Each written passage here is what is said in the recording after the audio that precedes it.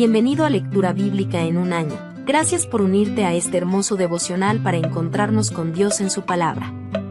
Nuestro deseo es que tu relación con Dios crezca y se fortalezca. Amado, ruego que seas prosperado en todo así como prospera tu alma, y que tengas buena salud. Tercera carta de Juan capítulo 1, verso 2. El libro de Jueces, capítulo 1.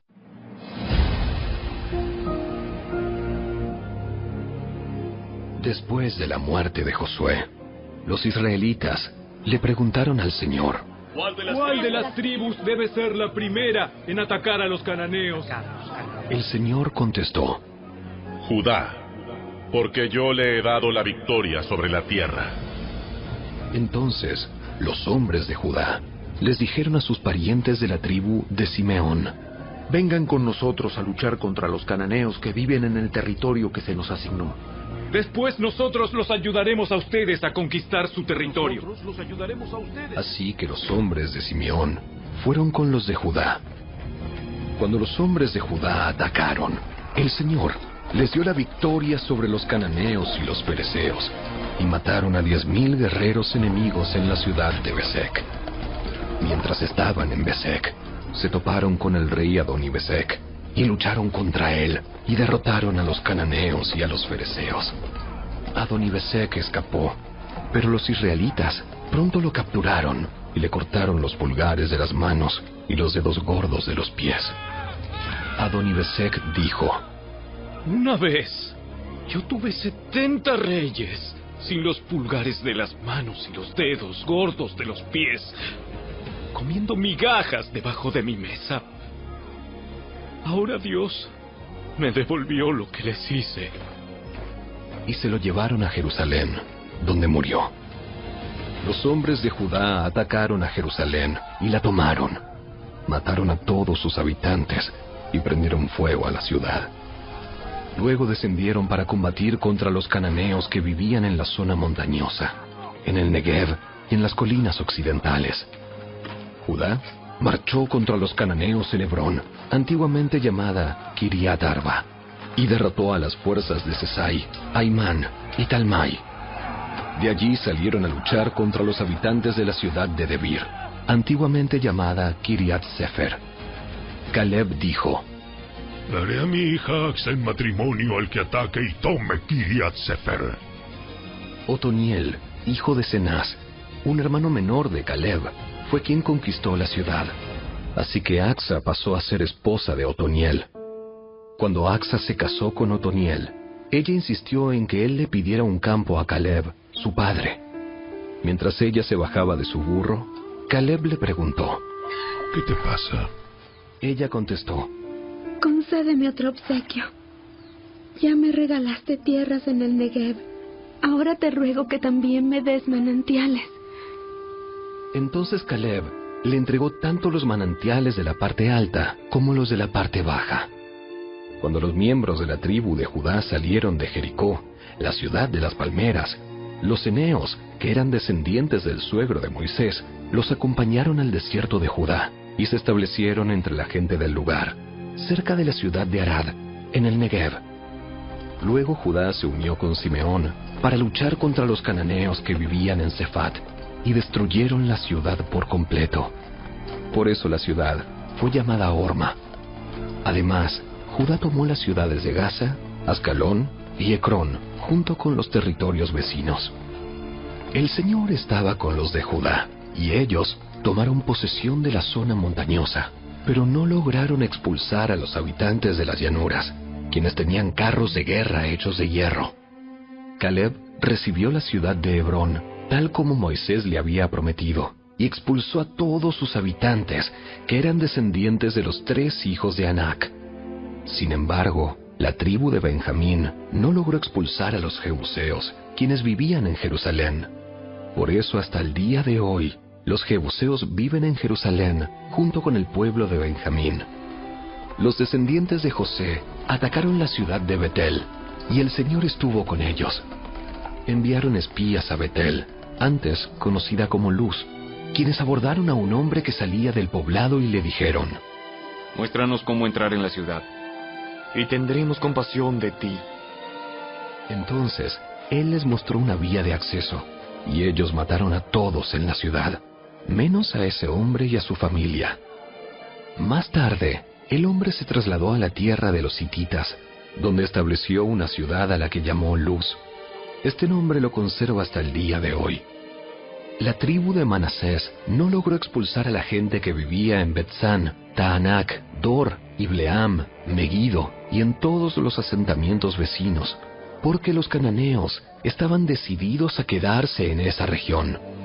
Con el tiempo, cuando los israelitas se fortalecieron, obligaron a los cananeos a trabajar como esclavos, pero nunca los expulsaron de la tierra por completo. La tribu de Efraín no logró expulsar a los cananeos que vivían en Géser, así que los cananeos siguieron viviendo allí, en medio de los de Efraín. La tribu de Zabulón no logró expulsar a los habitantes de Quitrón y de Naalal, así que los cananeos siguieron viviendo en medio de los de Zabulón, pero los cananeos fueron obligados a trabajar como esclavos para ellos. La tribu de Aser no logró expulsar a los habitantes de Aco, Sidón, Alab, Aksib, Elba, Afec, ni Rehob. Así que los de Aser se establecieron entre los cananeos, quienes controlaban la tierra debido a que no lograron expulsarlos. Asimismo, la tribu de Neftalí no logró expulsar a los habitantes de Bet-Semes ni a los de Bet-Anat. Así que Neftalí se estableció entre los cananeos, quienes controlaban la tierra. Sin embargo, los habitantes de Bet-Semes y los de Bet-Anat fueron obligados a trabajar como esclavos para la gente de Neftalí. En cuanto a la tribu de Dan, los amorreos los obligaron a retirarse a la zona montañosa y no los dejaban descender a las llanuras. Los amorreos estaban decididos a quedarse en el monte Eres, en Ajalón y en Saalbim. Pero cuando los descendientes de José aumentaron en fuerza, obligaron a los amorreos a trabajar como esclavos. La frontera de los amorreos iba desde el paso de los escorpiones hasta Sela, y desde allí se extendía hacia arriba.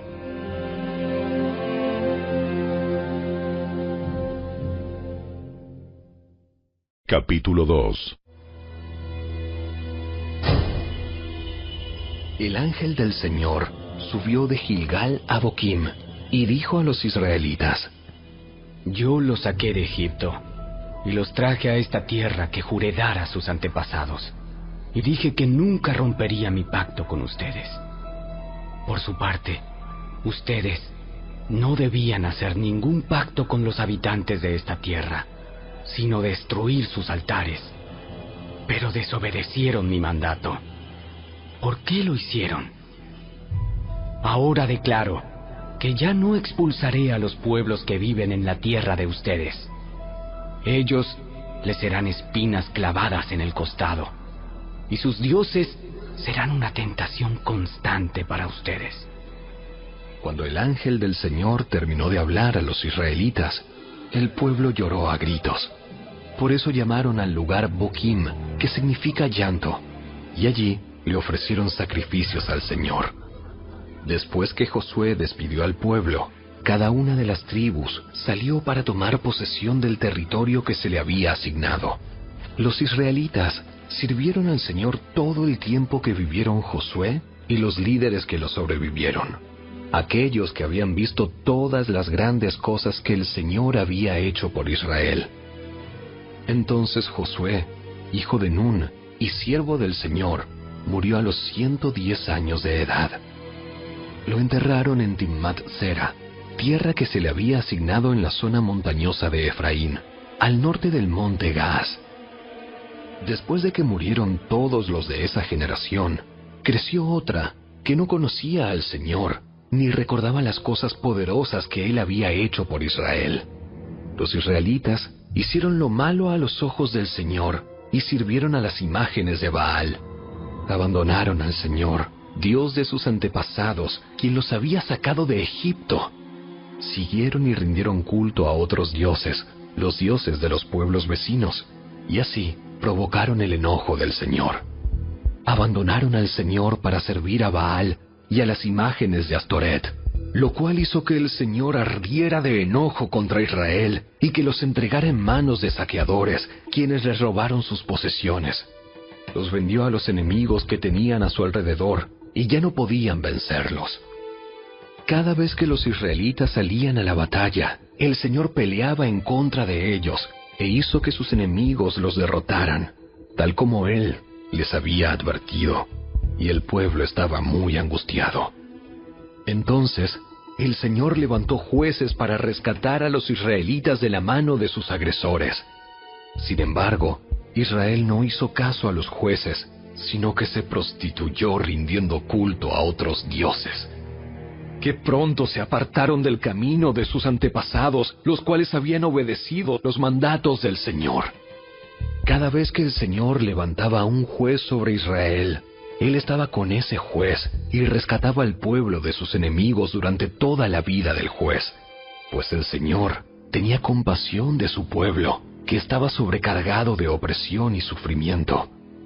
Pero al morir el juez, la gente no solo volvía a sus prácticas corruptas, sino que se comportaba peor que sus antepasados.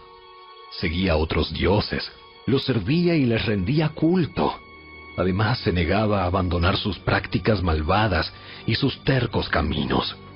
Por eso, el Señor ardió de enojo contra Israel y dijo: Ya que este pueblo ha violado mi pacto que hice con sus antepasados y no ha hecho caso a mis mandatos, ya no expulsaré a las naciones que Josué dejó sin conquistar cuando murió.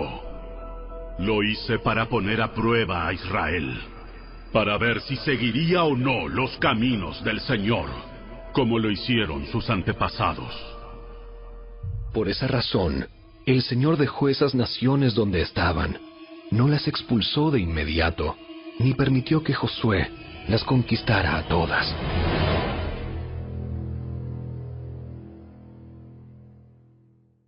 Capítulo 3. El Señor dejó caer a ciertas naciones en la tierra para poner a prueba a los israelitas que no habían conocido las guerras de Canaán. Lo hizo para enseñar a pelear en la guerra a las generaciones israelitas que no tenían experiencia en el campo de batalla. Estas son las naciones: los filisteos, que vivían bajo el dominio de los 5 gobernantes filisteos; todos los cananeos, los sidonios y los heveos, que vivían en las montañas del Líbano, desde el monte Baal Hermón hasta Lebo Hamat. El Señor dejó a estos pueblos con el fin de poner a prueba a los israelitas para ver si obedecían los mandatos que Él les había dado a sus antepasados por medio de Moisés. Así que los israelitas vivieron entre los cananeos, los hititas, los amorreos, los fereceos, los heveos y los jebuseos, y se unieron en matrimonio con ellos. Los hijos de los israelitas se casaron con las hijas de esos pueblos, y las hijas de los israelitas fueron dadas en matrimonio a sus hijos. Y los israelitas sirvieron a los dioses de esas naciones. Los israelitas hicieron lo malo a los ojos del Señor. Se olvidaron del Señor, su Dios, y sirvieron a las imágenes de Baal y a los postes dedicados a la diosa Acera.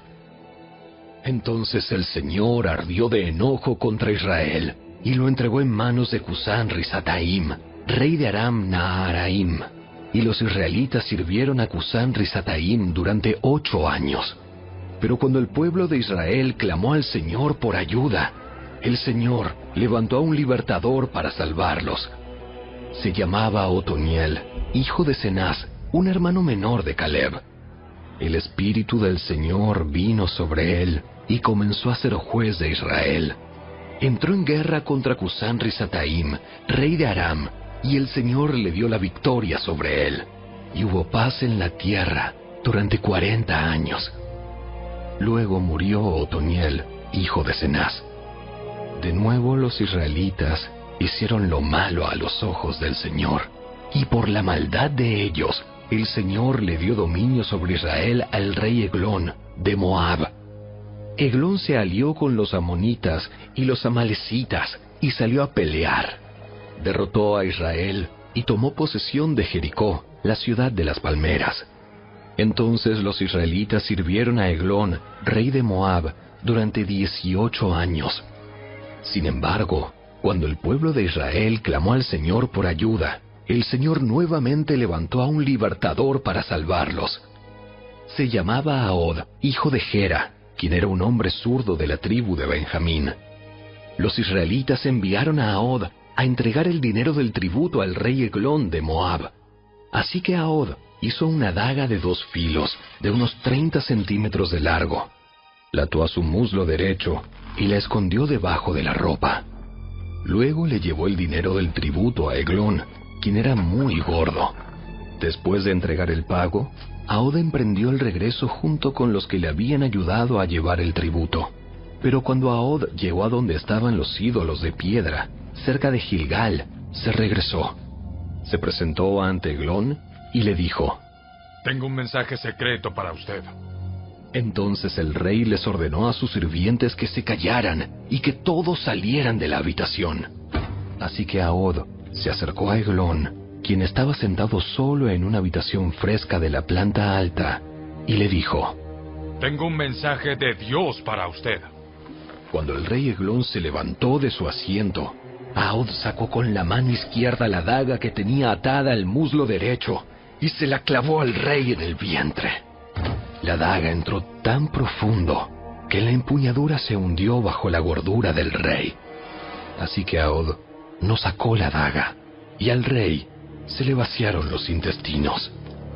Entonces, Ahod cerró las puertas de la habitación, les puso llave y escapó por la letrina. Ahod ya se había ido cuando los sirvientes del rey regresaron y encontraron cerradas las puertas de la habitación de la planta alta. Pensaron que tal vez el rey estaba usando la letrina dentro del cuarto, así que esperaron. Pero al ver que el rey tardaba mucho en salir, se preocuparon y buscaron una llave. Cuando abrieron las puertas, encontraron a su amo muerto en el suelo. Mientras los sirvientes esperaban, Ahod escapó y pasó por los ídolos de piedra rumbo a Seirat. Cuando llegó a la zona montañosa de Efraín, llamó a tomar las armas. Después encabezó un grupo de israelitas colina abajo. Les dijo: Síganme, porque el Señor les ha dado la victoria sobre Moab, su enemigo. Así que los israelitas lo siguieron y tomaron control de los vados del río Jordán que cruzan hacia Moab, y no dejaron que nadie pasara. Atacaron a los moabitas y mataron a unos 10,000 de sus guerreros más fuertes y robustos. No escapó ni uno de ellos. Así que Israel conquistó a Moab en aquel día, y hubo paz en la tierra durante 80 años. Después de Ahod, fue Samgar, hijo de Anat, quien rescató a Israel. En una ocasión, mató a 600 filisteos con una aguijada para bueyes.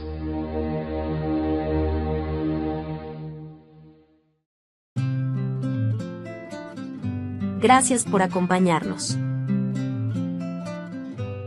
Te esperamos el día de mañana. En mi corazón he atesorado tu palabra, para no pecar contra ti. Salmo 119, verso 11.